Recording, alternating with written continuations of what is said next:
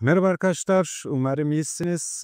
Yeni bir programla tekrar birlikteyiz. Bugünkü konumuz toplumun sorunsal alanlarına ilişkin olacak.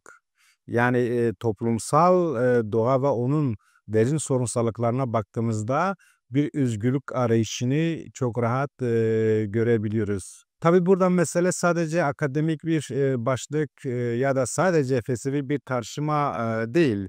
Aynı zamanda bir özgürlük, bir kurtuluş, bir hakikat arayışı olarak da bakmamız gerektiğini düşünüyorum. Ve işte tam bu noktada Önder Abdullah Öcalan güçlü bir perspektif de verdiğini ifade edebilirim. Örneğin doğa ve anlam kavrayışı hakikat arayışının temeli olarak görüyor. Doğa ve anlam kavrayışı hakikat arayışının temelidir. Ne kaba materyalizm ne de katı idealizm toplumsal doğanın içkinliğini kavrayamaz. Diyalektik düşünce bu yüzden elzem olduğunu bize söylüyor. Çelişkisiz bir gelişme mümkün değildir. Doğa dediğimiz şey yalnızca taş, yıldız, enerji değildir.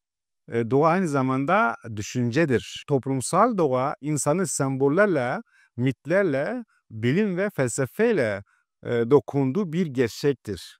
Bu doğa hayvani içgüdülerin değil, kültürel bilincin sıçramasının bir ürünü olarak görüyor. Wendell Apo bu noktada çok net şu ifadeleri dile getiriyor.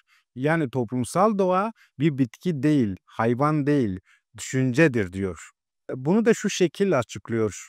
Örneğin Atina'nın felsefeyle gelişmesi, yine İslamiyet'in mitolojiden dini düşünceye sıçramasının altında düşüncenin olduğunu söylüyor.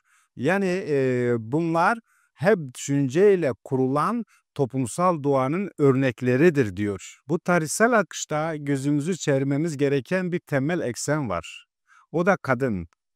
Bu toplumsal doğanın merkezinde haliyle kadının olduğunu bize hatırlatıyor. Kadın yalnızca doğuran değil, dil yaratan, ahlaki yoğuran, mitoloji dokuyan bir varlık olarak ifade ediyor. Ancak bu yaratıcı varlık tarihsel süreçte eril zihniyetin ağır saldırılarına uğradığını da görebiliyoruz. Sümerlerden Uruk'a, mitolojilerde tek tanrılı dinlere kadar kadın bastırılmış, dili kesilmiş, bedeni mülk edilmiş, evin duvarları arasında tutsak edilmiştir. Ve Önder Abdullah Öcalan bu kırılmayı şu sözlerle dile getiriyor. Yani Gılgamış destanı kadın üzerinde dağ adamının kontrolünü sağlama ilkesi olarak görüyor. Erkek kadını düşürerek toplumun bütün kodlarını ele geçirmiştir tespitini yapıyor. Yani kısacası tarihin en büyük kırılması ne devlette, ne sınıfta, ne de kentte başlar. Önder Abdullah Öcalan deyimiyle en büyük kırılma kadın etrafında gelişen toplumsalın parçalanmasıyla başlar. Ve hala bugün bunun bedelini ödüyoruz. Kadın cinayetleri, aile içi şiddet, ekonomik bağımlılık, siyasi dışlama hepsi bu kırılmanın aslında bir devamı olarak görmek gerekiyor.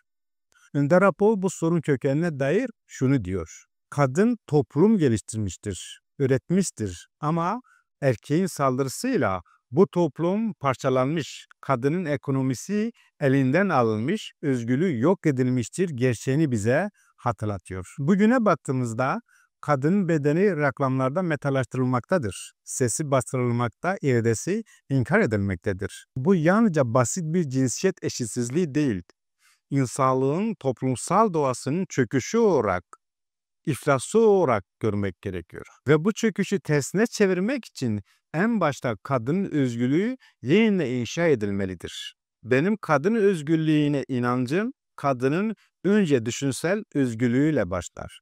Özgür düşünemeyen kadın özgür yaşayamaz. Sosyalizm ancak kadının özgürleşmesiyle anlam kazanır ifadesini kullanıyor. Bana göre bu bakış açısı yalnızca feminizm değil, tüm uygarlık eleştirisi için dönüştürücü bir güçtür. Kadının olmadığı bir siyaset, bir düşünce, bir toplum mümkün değildir. Bu nedenle demokratik modernite paradigmasının merkezinde kadın özgürlüğü yer almaktadır. Bugün geldiğimiz noktada da biliyoruz ki toplumsal doğayı doğru anlamak için tarihsel kölelik biçimlerini çözümlemek şarttır. Ve bu sorunun kökü devletin yapısında değil, sınıfsal ayrımlarda değil, kadınla erkeğin bozulmuş ilişkisindedir diyor Önder Abdullah Öcalan. Ve bu çelişki ancak diyalektik düşünceyle özgürlükçü bir paradigmadan beslenen bir inşa iradesiyle aşılabilir. Tam bu noktada Önder Apo bir kez daha hakikati işaret ediyor. Eğer özgürlük iradesi elinizden giderse kaçınılmaz olarak bitersiniz. Kadın özgürlüğü olmadan yeni bir toplumdan, yeni bir insanlıktan söz edilemez uyarısında bulunuyor. Bu hakikatle yürümek, yeni yaşamı kurmak, yeni toplumu inşa etmek, demokratik siyaseti yükseltmek, kadın özgürlüğünü hayata geçirmek hepimizin tarihsel görevi olduğunu düşünüyorum. Ve unutmayalım ki hakikatin olduğu yerde umut her zaman vardır. Bugünkü programımızı burada sonlandıralım. Daha sonraki programlarda görüşmek dileğiyle. Hoşça kalın.